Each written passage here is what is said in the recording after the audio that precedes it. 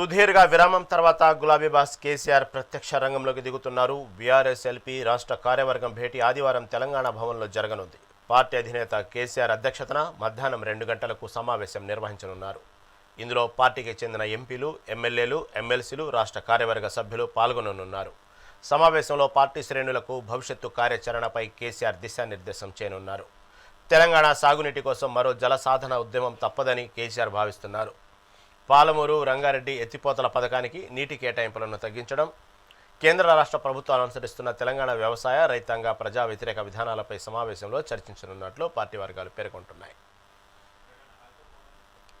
దీని గురించి మరింత సమాచారం మా రిపోర్టర్ హారిక అందిస్తారు. హారిక, చెప్పండి.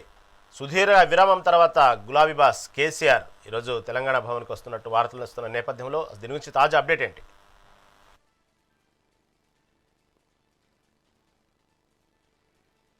అంటే ఈ బీఆర్ఎస్ అధినేత కేసీఆర్ అధ్యక్షతన ఇవాళ మధ్యాహ్నం 2 గంటలకు హైదరాబాద్ లోని తెలంగాణ భవన్ లో బీఆర్ఎస్ ఎల్పీ రాష్ట్ర కార్యవర్గ సంయుక్త సమావేశం జరగబోతోంది. అయితే ఈ ఫామ్ హౌస్ నుంచి ఇటు నంది హిల్స్ ఇంటికి వచ్చి నివాసం ఉన్నారు. అలాగే ఇవాళ 2 గంటలకి బీఆర్ఎస్ భవన్ కి రాబోతున్నారు అన్నది మాత్రం క్లియర్ అయిపోయింది. ఆయన వచ్చిన తర్వాత ఏం డిస్కస్ చేస్తారు అన్నది మాత్రం చాలా ఉత్కంఠ రేపుతోంది రహీం. ముఖ్యంగా కృష్ణా గోదావరి జలాల విషయంలో రాష్ట్రానికి జరుగుతున్న అన్యాయం మీద మాట్లాడబోతున్నారు అని చెప్పేసి ప్రస్తుతం ఉన్న సమాచారం. అంటే 10 ఏళ్ల బీఆర్ఎస్ ప్రభుత్వం చేపట్టిన నీటిపారుదల ప్రాజెక్టులను నేటి కాంగ్రెస్ ప్రభుత్వం ముందుకు తీసుకోపోకపోవడంలో చూపిస్తున్న ఈ నిర్లక్ష్యం ఎంతవరకు కరెక్ట్ అన్న దాని మీద ఈ రోజు డిస్కషన్ జరగబోతోంది అన్నట్టయితే చాలా క్లియర్ గా తెలుస్తోంది.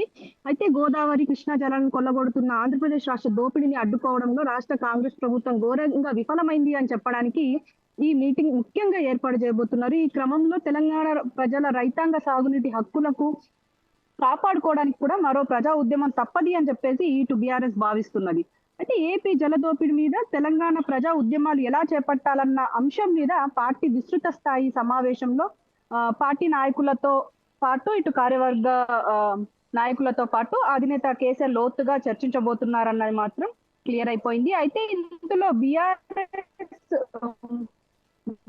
ప్రభుత్వం ఏదైతే ఇప్పుడు అంటే బీఆర్ఎస్ ప్రభుత్వంలో ఉన్నప్పుడు ఏ నీటిపారుదల శాఖ ఏర్పరిచింది, అలాగే ఈ పాటికి పాలమూరు ఎత్తిపోతల ప్రాజెక్టు నుంచి నీళ్లు అందేవి అని చెప్పేసి కూడా అంటున్నారు. అయితే పాలమూరు, రంగారెడ్డి, నల్గొండ జిల్లాల ప్రజలు అలాగే రైతాంగ ప్రయోజనాలు కాపాడబడేవి కూడా అని చెప్పేసి ఇటు బీఆర్ఎస్ భావిస్తుంది. కానీ రాష్ట్రంలో అధికారంలోకి వచ్చిన కాంగ్రెస్ సర్కార్ వీటన్నింటినీ అంటే దాదాపు బీఆర్ఎస్ 90% పాలమూరుకు సంబంధించి ప్రాజెక్టు కంప్లీట్ చేసినప్పటికీ ఇటు ఒక్క 10% మాత్రమే ఇటు కాంగ్రెస్ చేయాల్సిన పనులు ఉండే. ఆ పనులు చేయకపోవడంతో ఇప్పుడు 3 జిల్లాల ప్రజలు, రైతులు తీవ్రంగా నష్టపోతున్నారు అని చెప్పేసి ఇప్పటికే బీఆర్ఎస్ భావిస్తుంది. 2 ఏళ్లు గడిచిన రాష్ట్ర రైతాంగ ప్రయోజనాలను పట్టించుకోలేదు అని చెప్పేసి అంటున్నారు.